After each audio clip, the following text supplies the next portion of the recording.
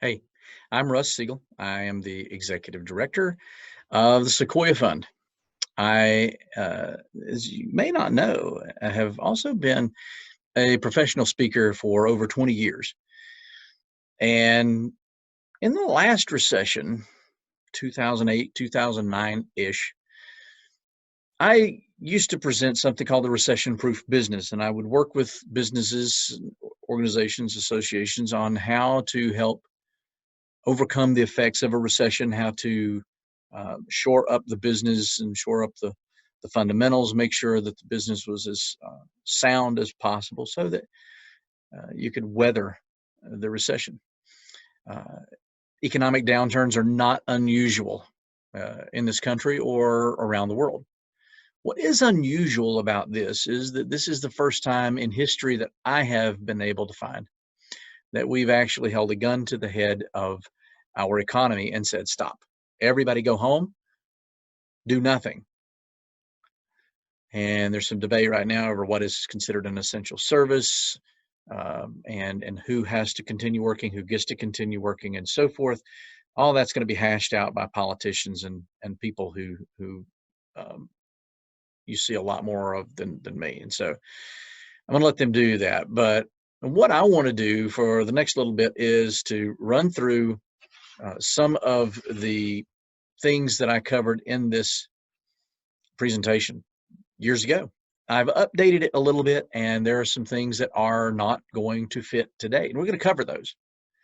But I think this might be a good resource for you, because one of the things that it does is it provides you with a little bit of hope. I've tried to, and I've always tried to help businesses see the opportunity in the middle of the disaster. It is easy to navel gaze, to just walk around looking at your belly button saying, oh, woe is me. What's more difficult is to go back into startup mode and figure it out and just grit it out and get it done. Look for new opportunities, find new ways to make money. And so I've updated a little bit of this. Again, this is not fancy. This is not formal. I'm going to share my screen. I'm going to walk through some old slides with you, and we're going to talk about what's still relevant, what's not. It's going to be like drinking through a fire hose, and a little bit of history. So let's go. I'm going to go ahead and try to share the screen here. And boom, let's do this. Nope. Here we go. So on the first slide here, you see in the background, good old Monopoly. Monopoly was originally created by Elizabeth Magie Phillips in 1904. It was called the landlord game. And it was just designed on a piece of cloth. It was nothing fancy, and it wouldn't look very much like the game that you know today. You would probably recognize it, but only vaguely. Over the years, Charles Darrow and others developed the game. Charles Darrow is considered the final developer. Some people consider him the creator, but really Phillips created it. Darrow perfected it. And he took his version to Parker Brothers in 1933. They rejected it. They said the game has many flaws. It's just too hard to play. Take this back to the drawing board. Do something about it. And he did. And so Parker Brothers picked it up. They bought it from him in 1935. It became very popular, but hey, it was the middle of the Depression. And George Parker did not like the game. He just didn't like it. He thought it was too hard to play. He thought it was convoluted. He thought people wouldn't buy it. And he had it pulled from production in 1936. And by the end of that year, it was back in production. The public outcry was huge. People loved the game. The reason they loved the game was simple. For a little while, they could feel like big shots. For a little while, people could feel like landlords. They could feel like moguls. They could feel like millionaires. They could make big decisions. And today, we still love the game. It can get pretty heated. You certainly don't want to be around my family at Thanksgiving or Christmas when we're playing the game, because it gets pretty brutal. But that game got us through a lot of really rough years. And let's talk a little bit about some of those rough years. From 1929 to 1932, unemployment went from 3.2%, which is about where we were, almost exactly where we were before the coronavirus. 1929 to 1932, we went from 3.2% unemployment to 24.9% unemployment. At that time, 15 million people were without work. Keep in mind that when we say 15 million people without work, that doesn't sound that bad right now in a country of 330 million people. It's not a big percentage. But who was in the workforce back then? It was all men. Women still stayed at home. They worked at home.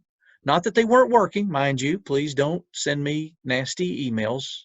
I know that stay-at-home moms are worth 10 normal employees. I get that.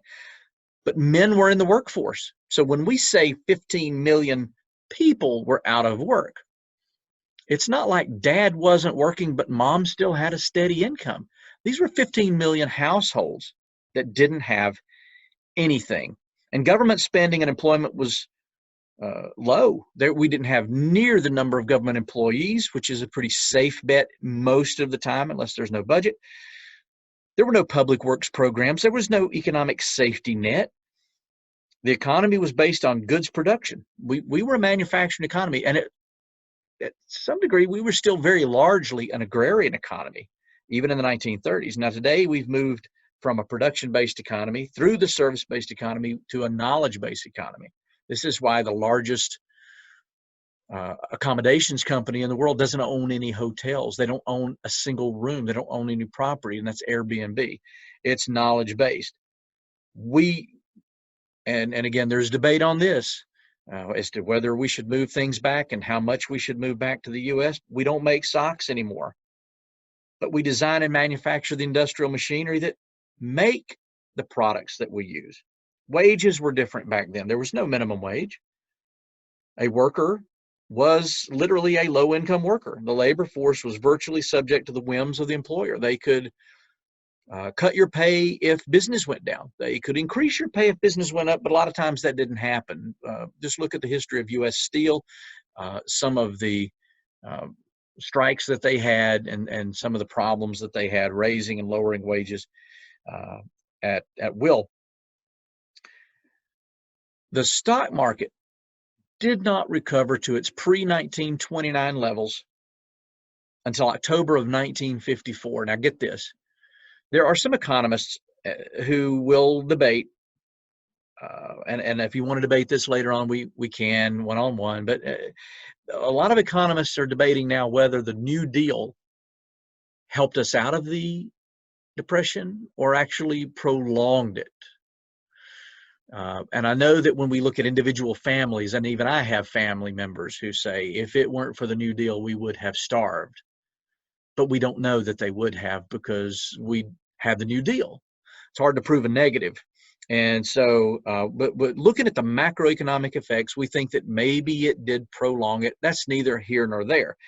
What is impressive is that most economists now agree that we were not fully out of the Depression until 1958 or 1929. Folks, 30 years. Think about that. What happened in 1929 took 30 years to fully recover. And I might add, it also took a world war. So we may have a long, tough road ahead of us. I am not going to sugarcoat it. It could be 12 months, it could be 18 months, but it also could be, my goodness, think about it, 30 years, really, to get back to where we were in terms of our overall economy.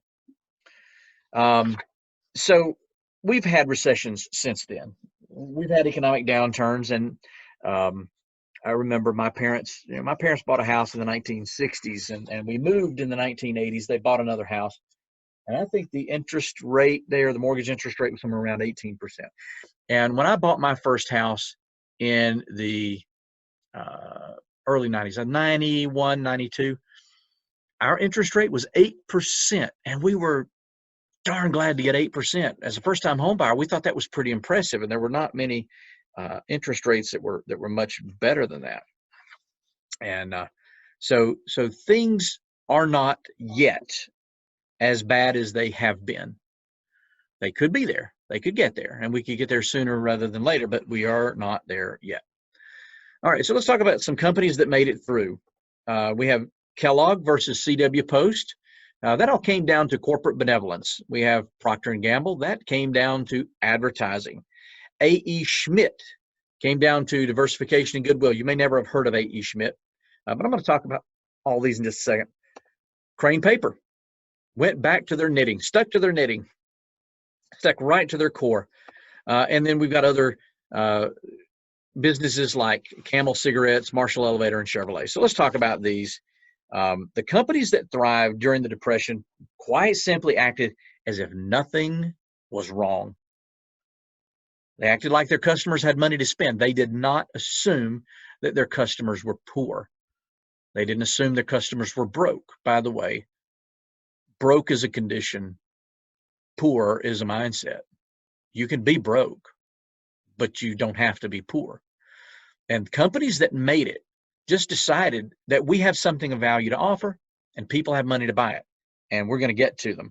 So they increased their advertising. They generated demand for their products when everybody else was cutting spending, leaving buyers with the impression that they weren't even viable anymore. Increased advertising drove customers to the more viable firms, and people actually became wary of investing in companies that they didn't see, that were not right there in front of them all the time.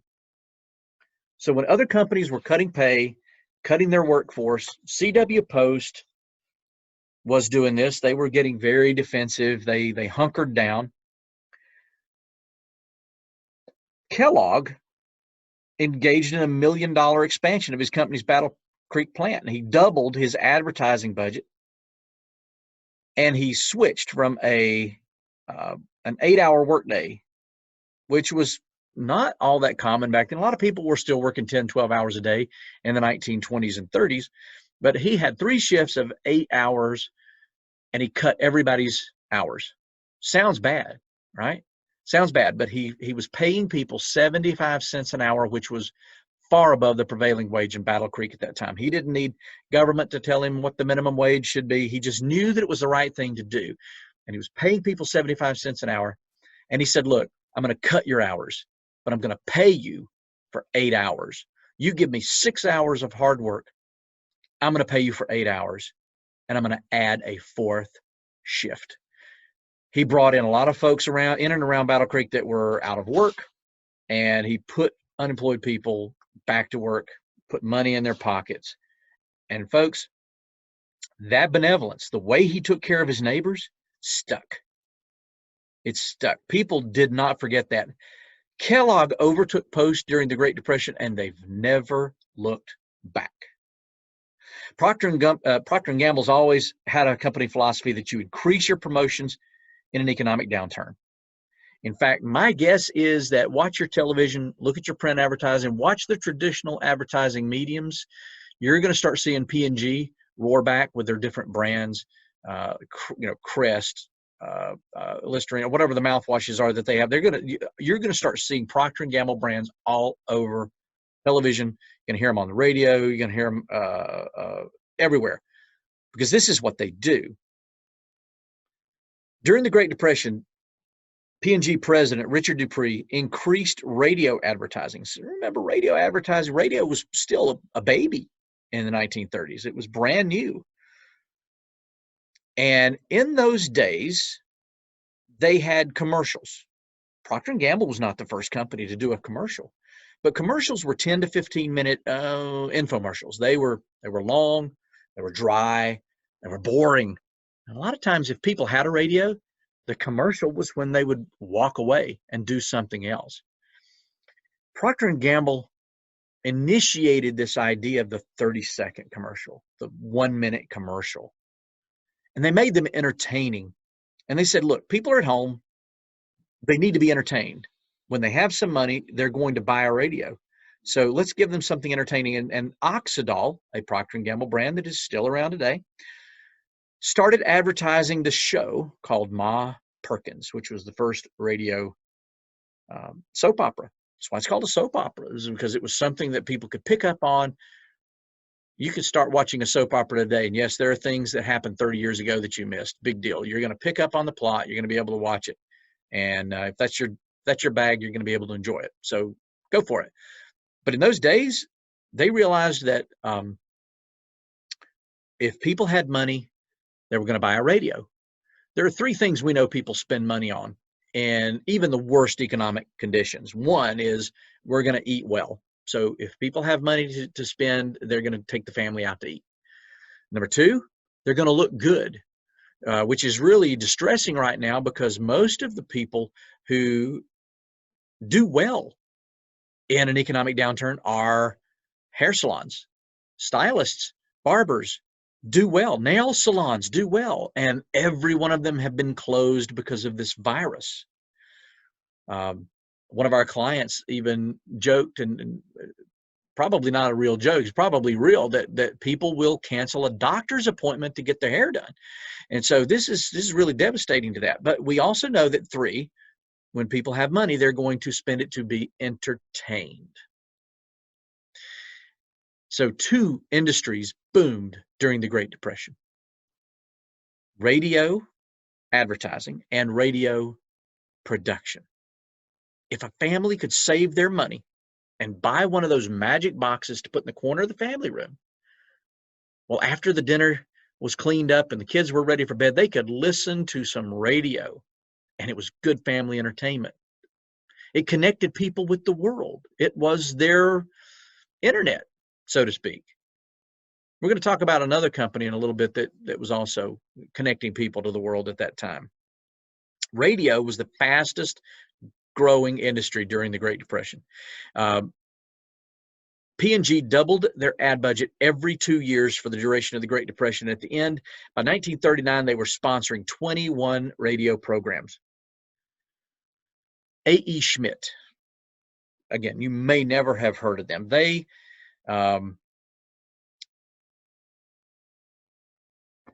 built some of the world's finest billiard tables. People were not buying billiard tables. If you have money, you're going to buy a radio, but you're not going to buy a huge billiard table that takes up a lot of room in the house. And what are you going to do with that? So A.E. Schmidt said, our business is dead, but we have some great salespeople. We have people who can sell anything. They could sell a furnace to the devil. So let's send these people out and sell. And they went for a time into janitorial supplies to restaurants and bars. They even sold toilet seats. They allowed their customers to pay interest only until they could afford more, and it built tremendous loyalty. And a lot of the clubs, the restaurants, the hotels that they were selling to, once the Depression was over and they could afford it, they went right back to selling billiard tables. Who bought billiard tables? All of the customers who were buying toilet cleaning supplies and kitchen supplies from A.E. Schmidt turned around and bought billiard tables. They also did something that was pretty ingenious in those days. One of the things they did was they looked at what the federal government was doing. The federal government had the WPA, which was the Works Project Administration, and they had the CCC, the Civilian Conservation Corps. And these government organizations would send men, and again, it was men. They would send men out to build things like the Blue Ridge Parkway. They would send them out to build schools, and they would send them out to build government buildings and post offices, and it was a make-work program. It was a way to put people to work using the government money, but they would have these groups of men. And when you put groups of men together, they get bored. And one of the things that men do when they get bored is they drink. And when they get bored and they drink, they fight. And when they get bored and they drink and they fight, they get fired. So Schmidt went to the Roosevelt administration, went directly to the administration and said, look, we know you got all these programs out there that you're putting men in these situations, and they need to be able to do good work. They're using government money. And We don't want them to get fired. We want them to be entertained. How about we sell the government a billiard table for every one of these camps? And the government loved it. So they didn't sell the high-end stuff. They sold basic billiard tables, but it gave the men something to do, and it kept them out of trouble, and it helped them be productive. So A.E. Schmidt was very innovative in the way they looked at things. They looked at the disaster that was all around them, and they said, where can we pick out the opportunities? Crane Paper was founded in 1770. They've been around a long time, but when their demand dropped during the Depression, they started printing government notes and currency. They said, where's the opportunity? We know the paper business better than anybody else. What can we do? They were committed to keeping employees no matter what. They even paid 150 men to paint company houses during the Depression. But every time a customer's need changed, Crane changed. They printed stock certificates till the 1970s, and then they moved toward creating security features for paper products. So when you look at a $20 bill and you see the little strip that runs right down from top to bottom, that security feature, those security features were the kinds of things that Crane was creating back then. Again, things did not come to a screeching halt. From 1929 to 1937, there were 5 years of GDP growth and 4 years of GDP contraction, gross domestic product. So 5 of the 9 years, we grew. But then you also had Camel cigarettes. They figured out ways to sell, to advertise. Marshall Elevator said, look, we're not building a lot of buildings, but the buildings that are being built are taller buildings. We have great salespeople. We have technicians. We have people who could be employed fixing other things if they're not working on elevators. What can we do? They started looking for opportunities. And of course, Chevrolet. Not up until that time, Henry Ford said you can have a car in any color you want as long as it's black. And Chevrolet increased their advertising, said you can have a car in red, you can have a car in black, you can have one in white, green, blue, whatever you want. We're gonna do that, and they differentiated themselves. That made them very different in the eyes of the consumer, and that's when their sales started to take off.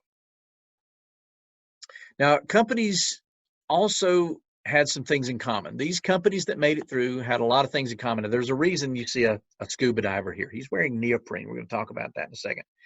But companies stopped borrowing and paid off debt. It's interesting, and we are in the lending industry. I'm not going to lie to you. We are lenders, and we're here to help you get the money you need to continue your operations, to pay your overhead, to pay your bills, to pay your people. I get that, but a lot of the companies that survived long-term paid off debt. And they weren't afraid to spend their cash reserves. Now, that's one of the things that's a little bit different today is by some estimates, most small businesses have a cash reserve of about 45 days. I disagree with that. I think the cash reserves are somewhere in the neighborhood of 2 weeks and less. Because the way the government calculates a small business is anything under 500 employees and about $5 billion in sales. I mean, you can be a very, very big, small business. Family-owned business can be a very big business, but also be considered a small business. So these bigger businesses tend to skew the curve a little bit. Yes, they have economies of scale, they have buying power, and they have some cash reserves. And so, yeah, they're probably closer to 45 days. But your little mom and pop stores are already starting to feel the pinch even after a week. Even within a few days of closing, I started talking to people who are ready to throw in the towel, and rightly so. If you just don't have the cash reserves right now, it's going to be very difficult to get the engine going again when things start to come back. But these companies also refocused rather than cutting spending. If you can sell really high-end billiard tables, can't you sell toilet seats? Can't you sell paper towels? Can't you sell cleaning supplies? How can you refocus your business? How can you shift and make a change even if only temporary. They cut expenses where it was feasible, but they refused to cut quality. Every one of these businesses cut the things that they had to do. They tried to cut their overhead, but they did not cut their product quality. They didn't cut their suppliers out, and they didn't cut their people. So we're going to talk about that as well. They also increased their marketing efforts to new markets. Selling something that is proven to a new market is not as difficult as selling something brand new to a brand new market. If you already have people who love you, they're going to give you testimonials. They're going to help you in terms of reaching these new markets. Look for someone else who needs what you have to sell, maybe in a different way. They also increased their commitment to innovation. Sometimes when you burn cash, people notice. Let's get back to that in just a second. They viewed their employees as valuable assets. We always say employees are our most valuable assets, but unfortunately, our employees are sometimes the first people to go. And it is unfortunate, but there are some strategic ways to do that. I'm going to talk about that as well. And they chose offense rather than defense. Back to burning cash. You can spend money on advertising. You can stay on people's radar. And when we look at companies historically, when we look at their selling, general, administrative expenses on their P&Ls, advertising spending stayed relatively high. They didn't, and this was also true for the 1991 recession, and is also the 2008-2009 recession. Advertising stayed relatively high. Refocusing what you do requires energy. It requires energy. You've got to look for opportunities. You've got to expend greater effort within your core markets. And rather than spending your energy on cost cutting, headcount reduction, and just across the board cuts, this is a different kind of energy. It is tough. It is not fun. It is not easy, but it is rewarding.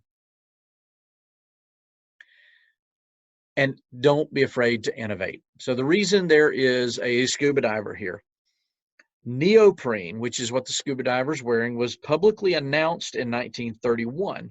It was introduced by DuPont in 1937.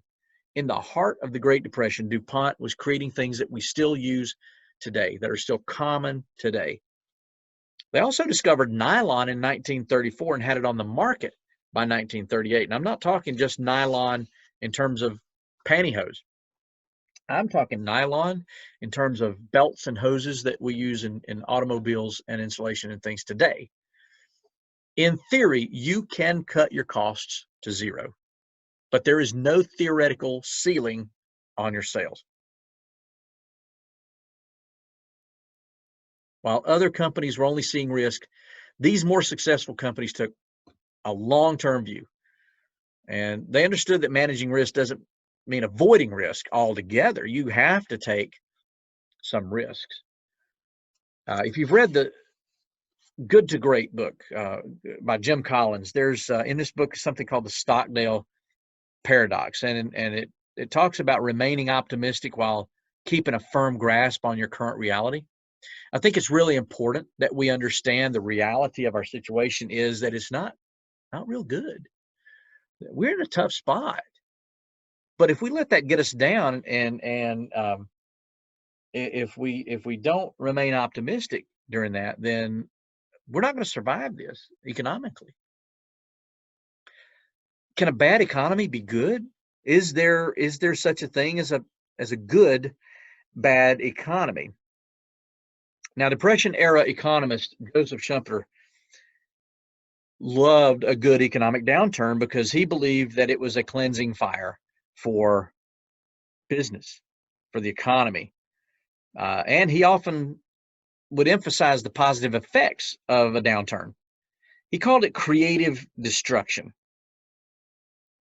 It's the destruction of underperforming companies, and which frees up capital from dying sectors and new industry to go to new industries and new businesses. And it's the movement of really good people, highly skilled people, towards stronger employers. That's creative destruction. All we're seeing right now, I think, is destruction. This is not a This is not a self-imposed bubble. This is not something that people had been saying forever. Oh, look at this. If we don't change our shifty ways, it's going to get really bad. No, things were moving really well for most sectors of the economy, not just in the United States, but globally. And then this is like driving down the road on a beautiful day and a tree falls off of an embankment and crushes your car. Nobody saw this coming. We couldn't say, hey, maybe we should have cut the tree, because you look at the tree is strong, but here we are. Back in the last recession and even today, we worry about people hiring. Sometimes you'll hear nobody's hiring. Well, there are a lot of people hiring. There are essential services that are hiring. Grocery stores are hiring. Distribution centers are hiring. Transportation companies are hiring. There are a lot of folks who are looking for help right now because the economy is shifting. Things are changing, and people's demand is shifting to places where it hasn't been for years and years. It's been steady. And all of a sudden we have boom. Our demand moves to one place, and now we've got to unleash a lot of people to keep the wheels turning. And a down economy is a time when we can start kind of unleashing that competitive spirit. Some people call it economic Darwinism, survival of the fittest. I just say it's an opportunity for us to find the opportunity. Are you the kind of person who is going to see this as a cleansing fire? Maybe this is a good opportunity to get a competitor out of your way. Maybe it's a good opportunity to pick up some good employees from a competitor who you've had your eye on these folks for a long time, but they've had no desire to leave. Now you might look like a very attractive employer. The question is, do you want to survive an economy like this? An event like this is a kick in our complacency. I've talked to so many people who said I just wasn't ready. Nobody was. We weren't ready for this, but some were more ready than others. It's also a time to shine. If you understand your capabilities and you're ready to be tested, then you can stand out. You can be the Kellogg when everybody else is being the Post. This is going to test us in ways we've never been tested. This is going to cause some people to turn away from small business ownership and never want to do it again. And I understand that. I completely get that. It's also going to cause some people to see some opportunities out there, to feel that old spark of the startup creativity. And it's going to really get the juices going, I think, for some folks. I know that it has for me. I've a Sequoia fund and in my own business, it's really put me back in startup mode. I used to believe this, and to some degree I still do. So let's talk about this. Only two ways to fail: if you have no good market for your goods or services, or if you stop trying. So on the left, you see a buggy whip.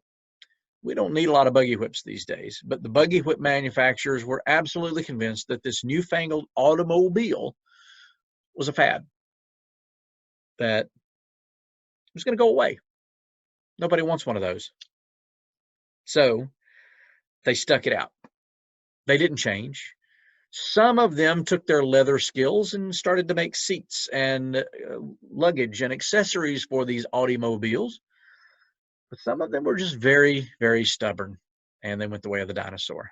There was no market for those anymore.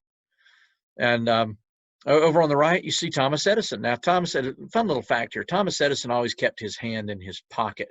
It wasn't because he was being smug or that's just where he liked to rest it. Thomas Edison actually had a hernia. So in any picture that you see, you're probably going to see Thomas Edison with his hand in his pocket, and he had his hand on that hernia. So next time you go on Jeopardy and Alex Trebek throws out that answer, you'll know it was a hernia. And there are all kinds of figures thrown around, everything from 300 tries to 10,000 tries. I don't know what the actual number is. People just make stuff up. But what we do know is that Thomas Edison believed that every time he failed in his attempt to perfect the light bulb. And I say perfect, not invent. He didn't invent it. He perfected it. In his attempt to perfect the light bulb, every failure was one way he knew would not work, and it got him closer to his goal. So never stop trying. If you quit trying, it doesn't matter how good your stuff is or was. And if nobody wants what you have, all the effort in the world is not going to make a difference. Edison said the 3 great essentials to achieving anything worthwhile are: first, hard work; second, stick-to-itiveness; and third, common sense. He also said opportunity is missed by most people because it's dressed in overalls and looks like work. So if you have the stomach for it, and if you have a market, keep trying. Again, we've had a kick in the gut like nothing we ever experienced, and I challenge anybody to find that omniscient person, politician, business leader, anybody who saw this coming and was prepared for it. We weren't, aren't, and will never be prepared for something like this. So let's get over ourselves and pick ourselves up and move on. There are some mistakes that we want to avoid in these situations. In an economic downturn, we want to avoid playing the blame game. Boy, this is easy. Turn off the news. Turn it off. All you're going to see is one side blaming the other. Keep in mind, nobody saw this coming. Nobody knew this. They can say they did. They can say they would have. If ifs and buts were candy and nuts, we'd all have a Merry Christmas. Nobody saw it. Excuse me. Not even the people who should have seen it coming.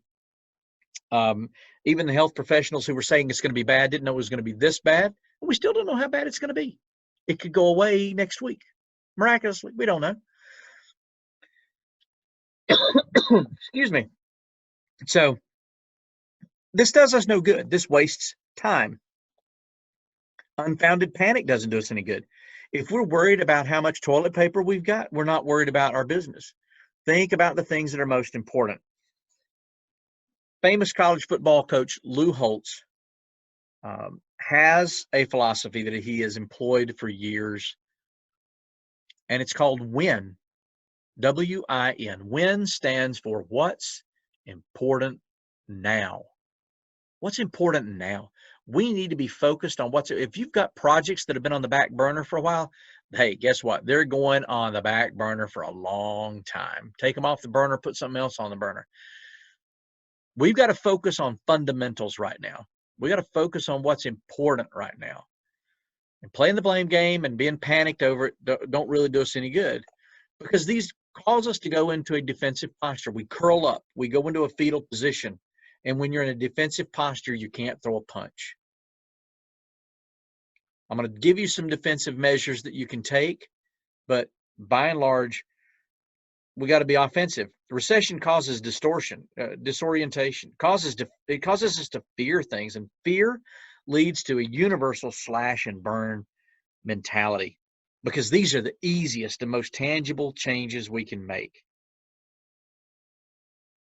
During the recession of 2001, 2002, a lot of companies were quick to cut operational overhead. They cut their throat. These cuts created challenges in just executing their basic day-to-day operations, providing exceptional service, and it made it impossible to plan for further performance improvements that would enable them to get out of the recession successfully. Don't cut your nose off to spite your face.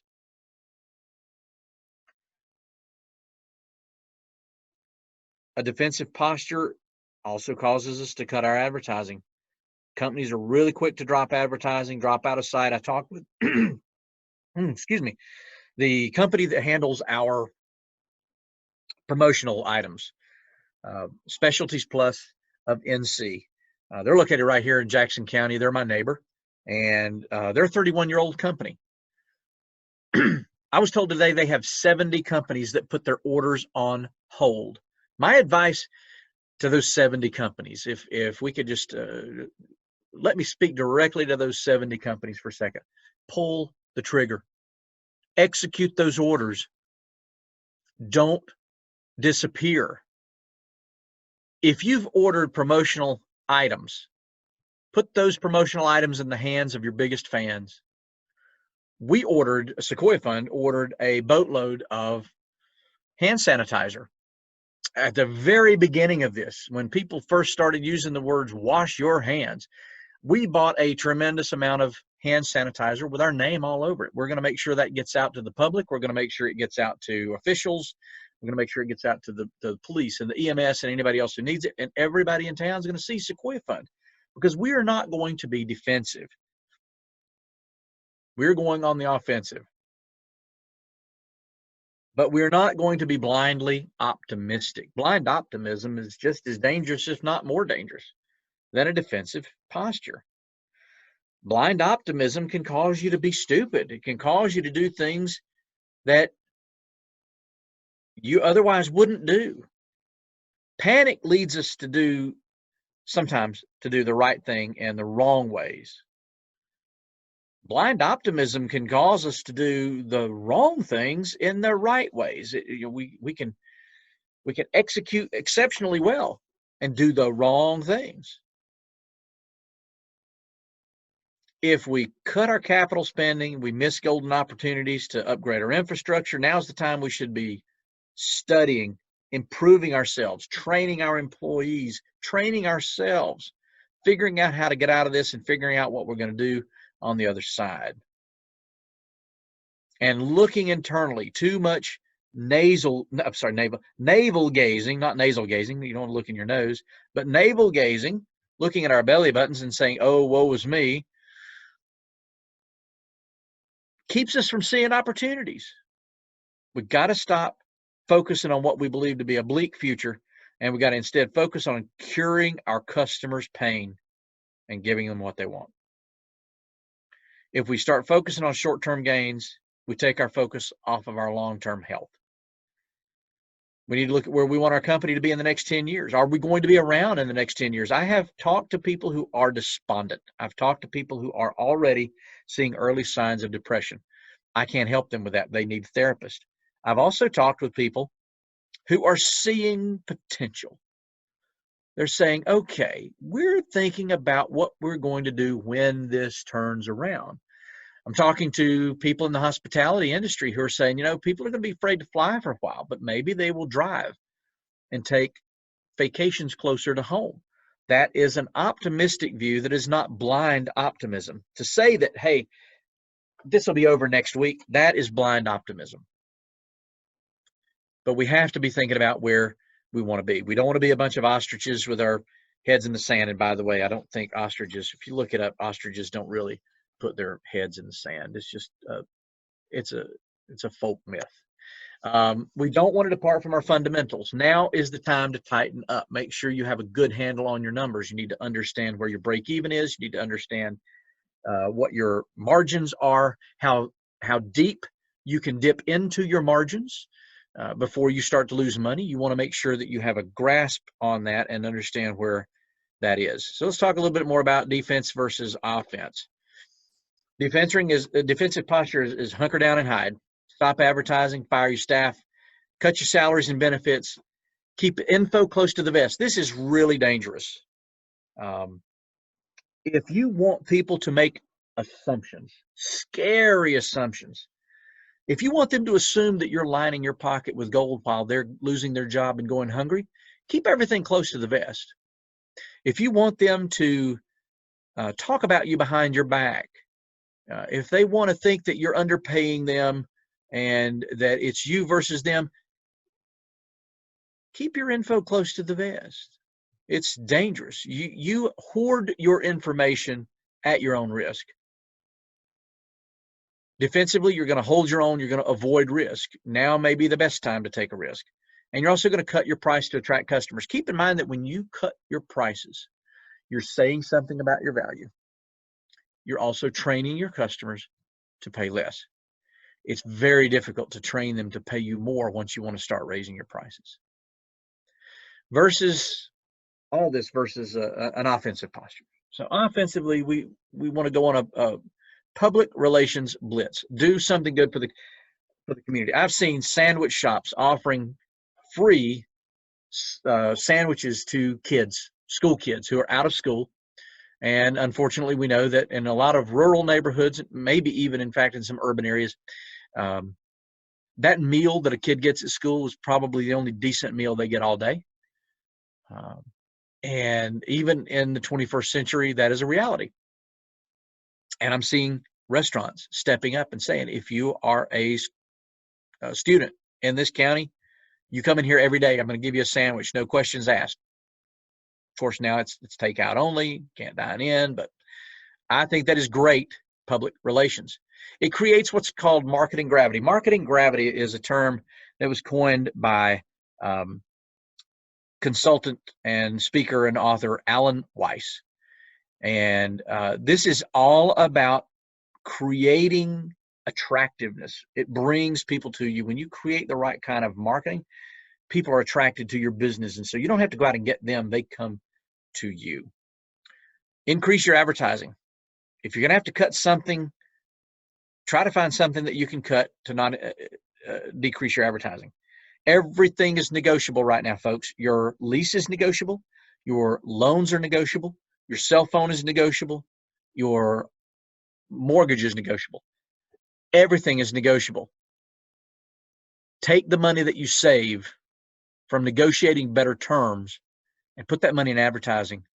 It will pay dividends. Hire new strategic talent. Find that person that you've had your eye on. Like I said before, you may have had your eye on a person at a competing company or at a different company, and you've just not been able to attract that person. Now may be the time. Pay people like they're partners. Kellogg paid 75 cents an hour.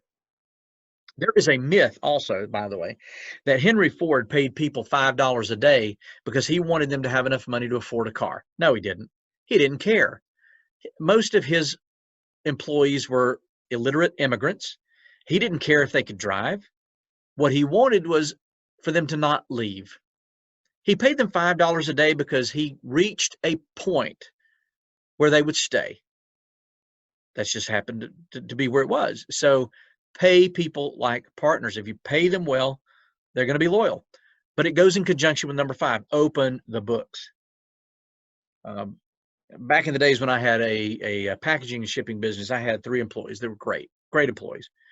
They knew exactly what to do. They knew exactly how to do it. They were great with customers.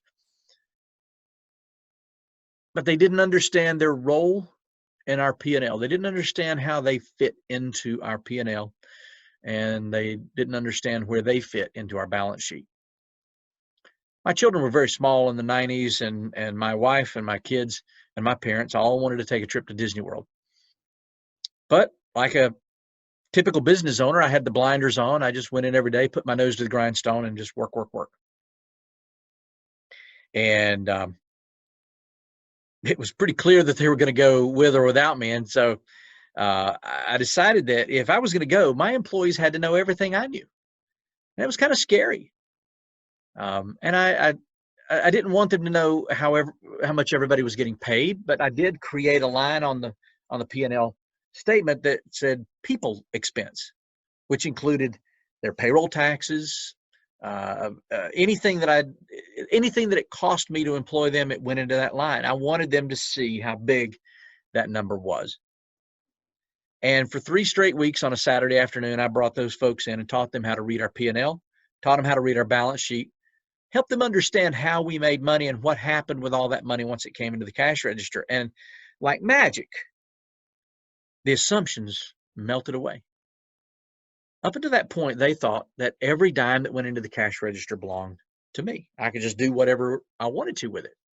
And I think that is a product of what we've done with education in this country. I think we've done students a grave disservice, not teaching them how money works. But when I started to teach them how we made money and opened the books and dispelled the myths and shined a light on all their assumptions, they started to act like partners. And when company employees act like company owners, the company owners don't have to take all that burden to bed alone at night. Don't be the only one thinking about these things. Spread this over the brain power you have in your organization, and you're going to be stronger for it. Number 6, take risks, widen your lead. Do something that nobody else is willing to do. Increase the value to enhance your relationships. Do something good for your suppliers. Do something good for your customers. Extend terms. Do something for them you never would have done. When their credit is no good anywhere else, make sure it's good with you. Take care of people. Now, we're going to get into some things that in prior economic downturns worked. They may not work so well this time around. So just be ready to disagree, and I'm ready to disagree with my old self as well. I think we're just going to call this an evolution of ideas here. But this, I will not waver. Communication is a must. If you have employees, get everybody involved in the solution and stay in touch with everybody. Don't let your banker be the last one to know that you're out of money. Make those calls right now. The best calls that I'm getting, and I'm getting calls every day. I'm on the phone almost all day long with our clients. And the best calls are the ones who say, I don't need you right now, but I may. And here's what I'm looking like. Here's what our books are looking like. Those are the people that I may get a call from in a few weeks, and it's a very different conversation, but I'm ready for that. Don't stop communicating. Reframe how you see your customers. Don't look at your customers as a sale. Don't look at them as the next buck. Don't look at them as a mechanism for staying in business one more week, one more day, one more hour. They are an opportunity for improving. You need to be talking to your customers right now about what are their sources of pain? What do they need? You may have competitors and they're buying from you and your competitor. What happens when the competitor goes out of business? Do they know you're ready to step up? Are you ready to step up? What are the things that they're missing out on that you can help with? And look for ways to free up cash. Are you sitting on a ton of inventory? Can you slash and burn? Get rid of that inventory, free up some space, maybe even move into a smaller space because you're carrying less inventory. Maybe you need to carry more inventory to take a risk and meet some demand. Start calling in those receivables. Now, I will tell you that as a lender, we are doing the opposite. We're extending terms. We're giving moratoriums and forbearance, and we're helping people not pay for a while. But if you've got a big customer that has been dragging you along for a while and they've kind of got you on the chain, but they've not written the check, make them write the check. You may have a smaller customer who needs you need them. Find a way to work together. Nobody wants to be the jerk on the other end of the line that says, I don't care what's happening to your business or how much you're going to have to lay off or how much it's going to cost you. Write me a check today. Nobody wants to be that guy. But we may have to have some difficult conversations about those receivables in the coming days and weeks. It's time to get back that startup fear. You know the fear I'm talking about. How much beer is my microbrewery going to have to sell to break even? How many cups of coffee am I going to have to sell every day to keep the doors open? How many engines do I have to work on? How many oil changes do I have to do? Can I do that? Am I going to do that today? That's a healthy fear. Knowing that you have a mortgage, knowing that you have a rent payment, knowing that you have employees to pay, that you have suppliers to pay, getting up every morning afraid for how you're going to do that, that is a healthy fear. Make sure the fear you're feeling right now is a healthy fear, not a paralyzing fear. Make sure your financing is aligned with your objectives. Make sure you have short-term financing for short-term needs, but long-term financing for long-term needs. You don't want to be paying your rent with a credit card. That's a long-term obligation paid with a short-term mechanism. But you also don't want to be paying for inventory with a term note. You don't want to be paying 5-10 years on something that you sold the first week you bought it. Make sure you're aligning those things. If you haven't already, look at your, I'm not going to say sock away, because if you haven't socked it away, it's too late, but you need to examine your cash reserves. Now, let me stop right here and tell you about a conversation I had with a client today. CEO of a 31-year-old company, extremely strong fundamentals, great sales staff, everything is working, everything is clicking, the company is growing, and then coronavirus. It's the tree that fell off the hill and smashed the car. And the question this morning was, do I pay people as long as I can pay them? Do I pay them half-time as long as I can pay them? Or do I just go ahead and lay them off? Here's the difficult decision she made, with some guidance from me, but here's what it came down to. She could pay everybody a full salary for about another week, and that was it. She was done. She could pay a partial salary, keep everybody on halftime for a little while longer. But if this doesn't end, that cash is burned and she's done. In the meantime, it could jeopardize their ability to collect unemployment. So the difficult decision was made to go ahead and lay everyone off and to keep an eye on her cash reserves, to conserve that cash so that on the back side of this, she can call those people back and she's got enough reserves to start paying people again, bring them back to work. She's being optimistic, but not blindly optimistic. And I think that's to be commended. Now, when she had that conversation, who knows what to expect? You don't know what people are going to do. People could cry. They could become depressed. They could beg. People are going to go through the stages of grief, not always at the same speed. You can have someone who goes out to their car and gets a gun and starts shooting the place up. This is the world we live in, folks. But here's what happened. They cried together. They realized that this was the best way to handle this. And her employees were incredibly supportive. They love the company. They love her. And I think when you have that kind of relationship and you help people understand that the cash I have right now, I want to be able to use to bring you back instead of just depleting everything and then we're done. People understand that.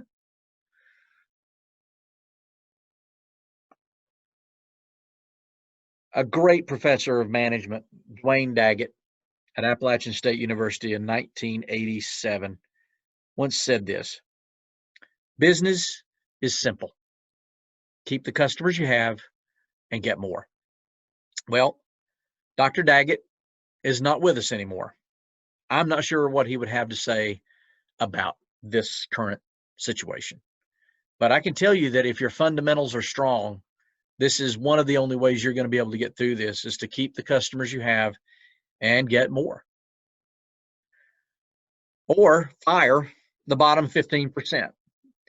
The Pareto rule, the Pareto principle, sometimes called the 80-20 rule, says that 80% of your business, 80% of your profits come from 20% of your customers. Likewise, 80% of your headaches come from 20% of your employees, and so forth. That rule is fairly universal. Some companies have found it profitable to take the bottom 15% of their customers, the people who are the biggest headaches, the slowest payers. Even though they keep buying, they just aggravate you to death. They make you miserable and nobody wants to talk to them on the phone. It's time to fire them. It's time to tell them that you can no longer service them. And this crisis is an opportunity to make that break in a clean way. Because once you shed yourself of the bottom 15% of your customer base, the people who are dragging you down, how much more energy are you going to have to fight the dragon that's in front of you right now? How much more energy are you going to have to take care of your great employees, your best customers, and yourself? It is extremely important that you take care of yourself. Right now, more people are working from home. Hours are cut. Take some time for yourself. I'm sorry for all of our clients who are gyms and spas and other health-related businesses. We had no idea that it was going to come to just universal closing of these types of businesses, but here we are. Is there some opportunity that you can turn this into Can you keep people paying their monthly dues by sending them workout videos, by connecting with them on Skype or Zoom or some way to do some personal coaching in their homes? What can you do to turn this around and help people pay attention to their physical health? The more stress we have, the lower our resistance to infection, to disease, the more likely we are to get something like coronavirus.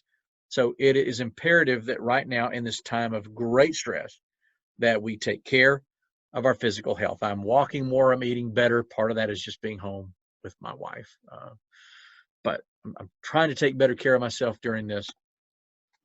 Now, use your downtime wisely. Use it for eating better, for working out. Use it for training. Use it for improving yourself.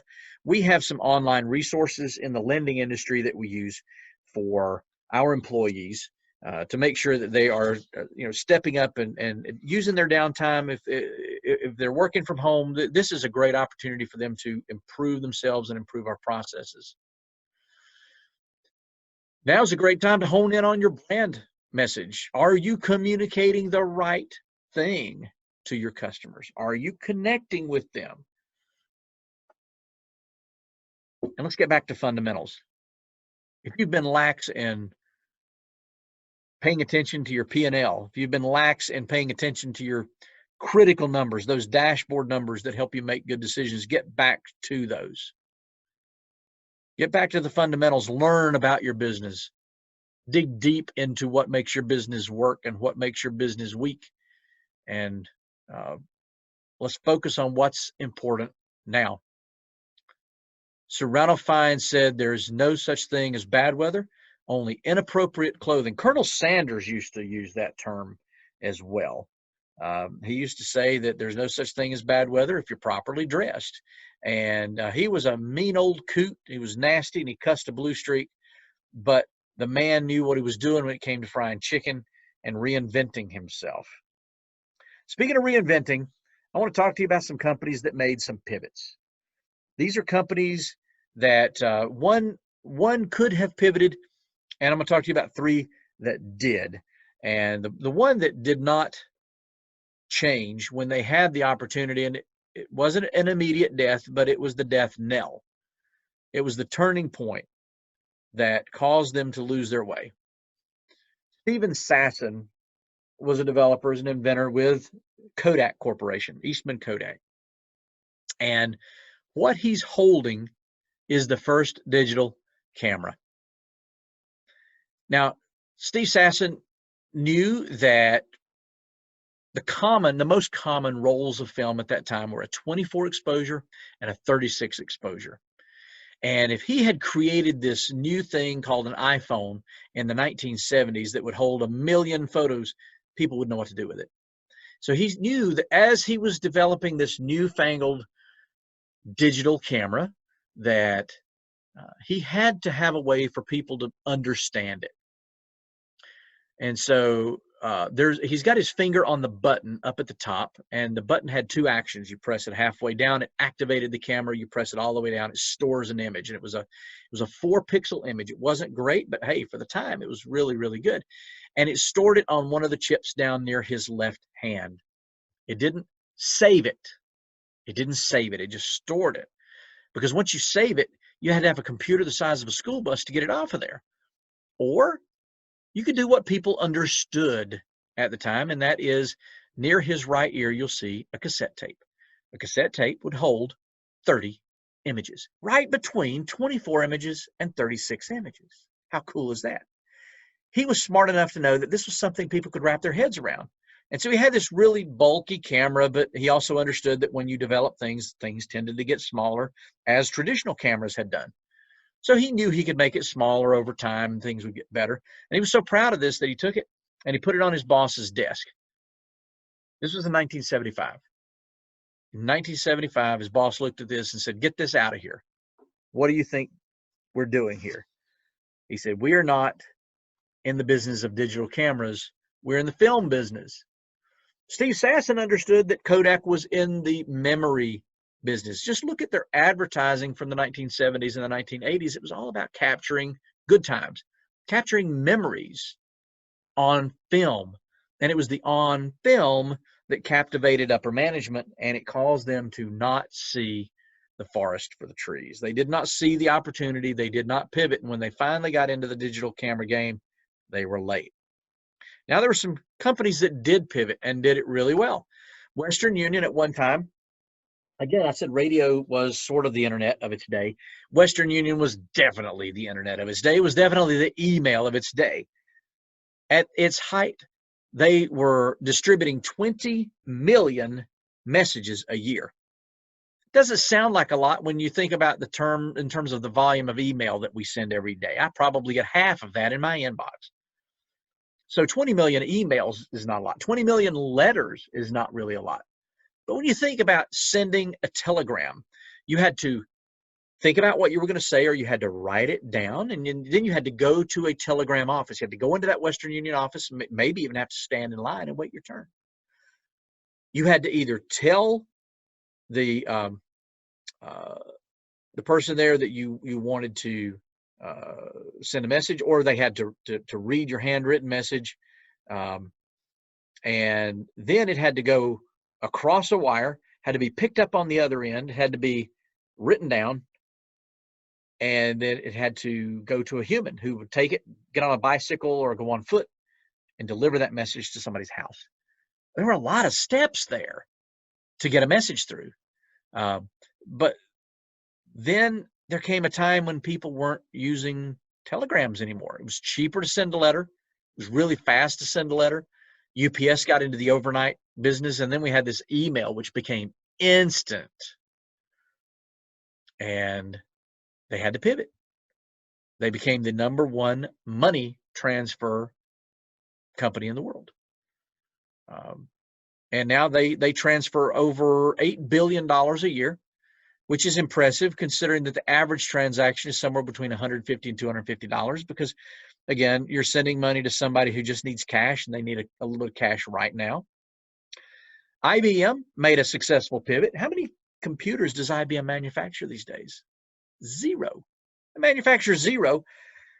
And at one time, they were the dominant computer manufacturer in the world. And they quickly realized that other people could do it faster, cheaper. But they had something everybody else didn't have, and that was a bunch of smart people. They had some really smart developers. They had some really smart technicians. And they pivoted. They went into the consulting business. IBM is still around. They're still very, very powerful, very dominant, but they're not doing what they used to do. You probably don't recognize the can of Q-Tol wall cleaner down at the bottom there. Q-Tol was this gummy, pasty stuff that in the 1920s, 30s, 1910s, everybody had coal.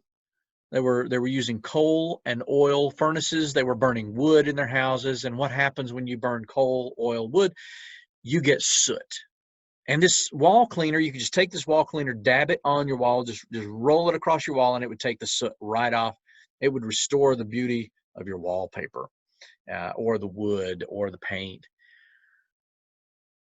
But as time went on, people started to use other forms of heat. They got away from using coal. People realized they didn't need wall cleaner in their house anymore. But one of the executives had some of this at his house, and his wife went in to find the kids had gotten some of this stuff out, and they were playing with it, and they were making animals and all kinds of things with it. And she realized that this could be another use. She talked to her husband. They started putting color in it. They turned it into what is now known as Play-Doh. Play-Doh is owned by Hasbro, and Hasbro makes quite a hefty sum off of Play-Doh these days. You won't find Q-Tol, but you can find Hasbro. You can find Play-Doh pretty much anywhere. Again, they made a shift. They realized that one market was dying, but there was a way to use this for something else. So let's talk now about simple cuts that go straight to your bottom line. Again, some of these are going to work, some of these are not, but here we go. Examine your phone bill and your internet service. Is there a way you can call these companies, have them lower your bills, have them cut your expenses? These are all overhead expenses. You're going to pay them whether you have any customers or not. If these if these companies want you to be a customer at the end of all of this, it's probably in their best interest to work with you, and everything right now is negotiable. Call your credit card company. Can they adjust your interest rate? Can they give you a payment moratorium? Will they drop their fees? Anything they can do, ask for it. The answer is always no until you ask. If you've not had an insurance checkup in a while, call your agent. Chances are you may be carrying more insurance than you need. Increase your deductibles by self-insuring. You know, if you have lower risk because fewer people are working and your activity is lower, then chances are you can sock away a little bit of cash and self-insure and cut that monthly expenditure down quite a bit. Look at your auto loan. Refinance your personal and your commercial auto loans. These are things that companies will do right now because they want you to stay healthy. One, they want you to continue to be a customer, but they also want to be able to do this because now it's easy. If you have good credit and you've been making your payments, it's easy to refinance, and they get you out of their hair so that they can move on to some of their more severe cases. Get your computer repair, other maintenance. Are you paying a monthly fee to have somebody come out and fix this? Could you save that monthly fee? And yes, you're going to take a risk on paying a higher bill if somebody comes out to fix it. But again, this is part of the decision making that you have to go through. Look at your shipping. What can you do to cut your shipping costs? And yes, shipping is still, companies that ship are continuing to do okay because it is a way to get your stuff into your customers' homes without them having to come in contact with you. There are some cuts of last resort. People. Now, keep in mind the story that I told you that people was one of the first cuts they made, but that was a strategic cut. That was a discussion. That was a move that was not made lightheartedly, and it was not made off the cuff. If people are an asset, if they're an investment, they can also be the answer. Employ them to help you come up with solutions, but always let them know that letting them go has to be part of the conversation. It is always on the table, especially in the mess that we're going through right now.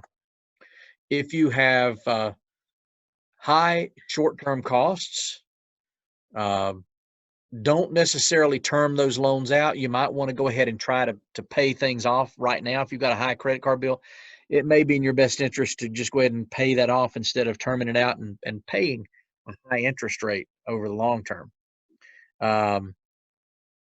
If you have tremendous long-term costs, you probably want to look at cutting those, but look at what your long-term costs are. It may be the building where you are. It may be a crucial piece of equipment. So again, be judicious in cutting those. Even though they may be high, you don't want to shoot yourself in the foot. Think back to Circuit City versus Best Buy.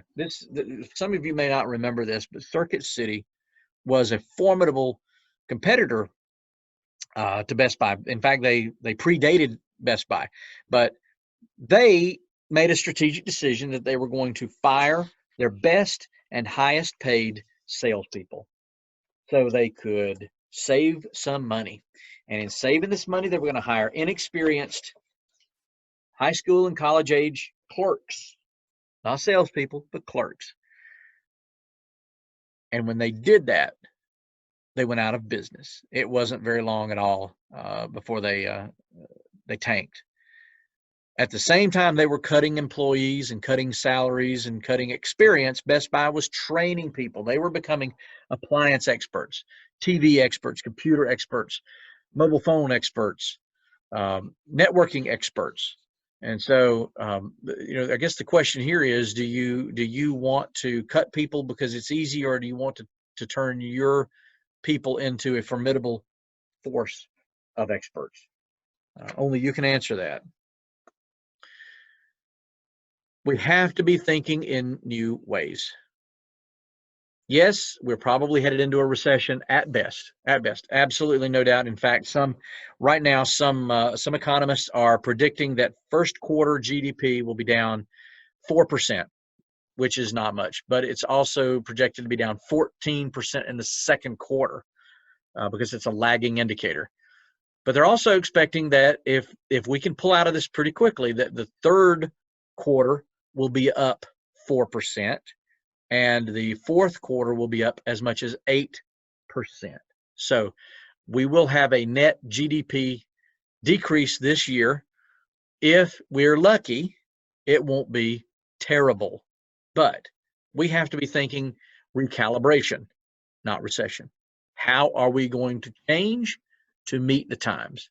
How are we going to take care of our customers? How are we going to pick up some new customers? Keep the ones we got and get more. We have to get comfortable with the chaos. If you're not comfortable with chaos, it's time to get out. If you're one of our clients and you have a loan with us and this is you, call me. Call my number tomorrow. Let's talk about this, because if you're not comfortable with chaos, this is not a pool you want to be swimming in.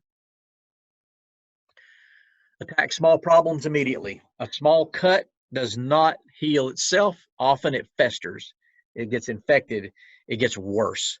If you have a small problem now, deal with it. Deal with those unpleasantries today. Don't carry them home with you. And don't let them get worse.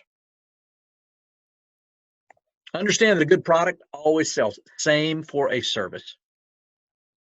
If what you have is good, because people can't buy it right now does not mean they won't buy it in the future. Because when they can, they will. Think about new markets, not just cost cuts. Who else needs your service? I was talking with a taxi company the other day that I really see companies like this getting into other forms of transportation. Pharmacies are still open. Grocery stores are still open. Could you run deliveries? Could you be a local delivery service that handles grocery deliveries, medical supply deliveries? If you are licensed, if you're bonded, insured, if you have a cleaning service that people trust, what else could you do for them? If you come in and clean someone's home every week, they trust you. What else would they trust you to do? Alan Weiss, the same fellow who I mentioned earlier, also talks about something called adjacencies. Adjacencies are things that are close enough to what you already do that people will trust you to do. For example, if I have a Jiffy Lube, if I do quick oil changes, you probably won't trust me to rebuild your engine, but you will probably trust me to change your tires, change your coolant, flush your coolant system, check your belts and hoses, change your filters, and your wiper blades. Those are all things that are adjacent to what you already trust me to do. So look for those adjacencies. Look for the things that people trust you to do and say, is there something else you need me to do because you already trust me? Stop defending the status quo. Things that you were good at last week, things that you defended 2 weeks ago are out the window. Regulations are out the window. Restrictions are out the window. Counties, states, even the federal government are rethinking our regulatory environment. They're starting to think, what is important now? Is it important that a doctor can only practice in the state where he or she is licensed? No, this is a national emergency. So we're going to let doctors practice across state lines. That's huge, because that's something that you don't just go back to. Once you realize that a doctor in South Carolina is just as competent and well-trained as a doctor in North Carolina, because chances are they went to the same medical school, they learned the same things, they got the same grades. Why not let them practice across state lines? Stop defending the status quo and don't defend what you did 2 weeks ago, because it's just not worth it. We got to move on. We live in a different world than we did 2 weeks ago. Experiment and evaluate. Try something. If you're willing to fight, try something. Martin Luther King famously said, fly. If you can't fly, run. If you can't run, walk. And if you can't walk, crawl. But never stop moving forward. I think that's a quotation that is going to echo in my head for quite some time. And I tend to think about that quotation not in good times, but I tend to think about it when things are really bad. So I want to tell you one story as I wrap up here that will, I think, encapsulate my mindset when it comes to situations like this, events like this. It's the story of Colonel Joshua Chamberlain at Little Round Top. Little Round Top was just outside Gettysburg, Pennsylvania. It's a mountain, and Chamberlain and his men, the 20th Maine, were called into battle on July 2nd, 1863. And they were one of the regiments under the command of Colonel Strong Vincent's 3rd Brigade. And Chamberlain and his men were positioned at the far left of the line on Little Round Top. And Vincent had given them the order to hold their position at all costs.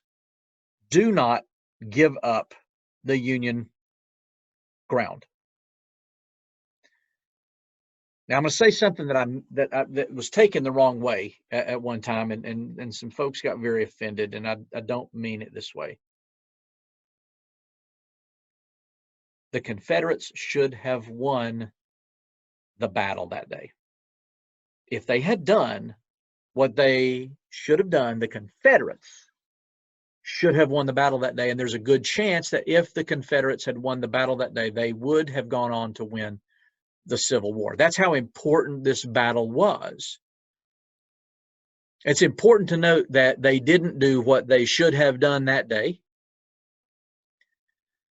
But it's also important to note that Chamberlain did something that nobody ever thought possible that day. So they were in a vicious firefight. A lot of men were decimated in the Union ranks. Confederate General John Bell Hood and his brigade started making their way up the rocky hill. A lot of people were killed on the Union side, and that included Colonel Strong Vincent. And before he died, he had left Chamberlain in charge of this group. And they fought, and they retreated, and they held the hill until their bullets were gone. And when the fighting stopped, it wasn't that the fighting stopped, it was that the fighting paused. And Chamberlain looked around the hill, and he saw his men beaten and bloodied and exhausted and out of ammunition. Not one single bullet, not one single slug was left. They had fought until they were completely depleted.